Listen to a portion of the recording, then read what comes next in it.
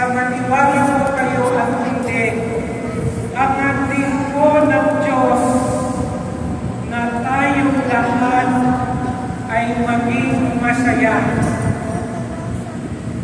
Kaya nga po sa ating Ebanghelyo ngayon, narinig po natin ang tinatawag na Beatitudes. Ang Beatitudes po, ito ang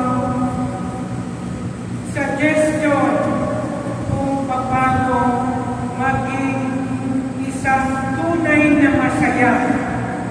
Gaya po ng sinabi ko kanina, ang po ng Diyos na tayong lahat ay maging masaya. Pero bilang mga tao, iba po yung concept natin ng happiness. Bakit po? Because as people, happiness for us is material blessing. Nakafocus po tayo sa material things to get our necessary happiness. Kaya nga po, dito nagsisimula yung problema natin. Because when your happiness is based on material things, you will never be happy at the end. Bakit po? No material things can replace the happiness na pwedeng ibigay sa atin ng Diyos. When your happiness is based on material things, madidepress lang po tayo. Bakit? The more you have material things, the more na magnanasa ka ng material na bagay. At wala po yan katapusan. Yan po yung sad reality in our life. That is why many people are being depressed. Yung iba nga nagpapakamatay dahil hindi na kaya ibigay ng material things yung hinahanap nila sa kanilang buhay. That is why po, in today's gospel, Jesus is proposing us another way to be happy. Jesus said, "Blessed are the pure of heart." Ano po ba ang ibig sabihin nito? Kung may mabuti kang puso, ang hangad mo lang ay mabuti sa kapwa mo. Hindi ka manglalamang o magkaapak ng iyong kapwa. When you have a pure heart, madali pong maging masaya sa buhay. Another thing that God wants us to do when we want peace is we should work for peace. Experience tells us kung may galit ka sa iyong puso, hindi ka magiging masaya. Kahit ikaw pa ang pinakamayaman sa buong mundo.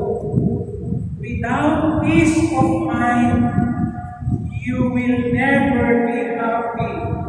That is why po, isang formula to be happy is to be humble. Pag marunong kang magpakumbaba, hindi ka agad-agad magagalit. Kasi ang taong magpakumbaba, malawak ang pangunawa, malawak ang pag-iisip. At kung malawak ang pangunawa mo, hindi ka basta magagalit sa kapwa kapwa tao. My dear brothers and sisters, our mistake is to focus on material things in order to be happy. Pero sa ating ebanghelyo ngayon, binibigyan po tayo ng isang paraan para magiging happy. Real happiness is to imitate the characteristic of God. Real happiness is to imitate the loving kindness of God. Lastly po, to be happy, ito po, dagdag ko na po ito. Kung gusto niyo pong lumigaya, magbigay po kayo sa care fund. Bakit?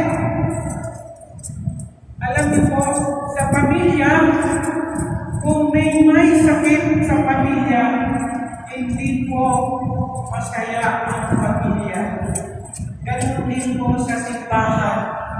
Kung may masakit sa simbahan ng mga pare, hindi rin po kami masaya.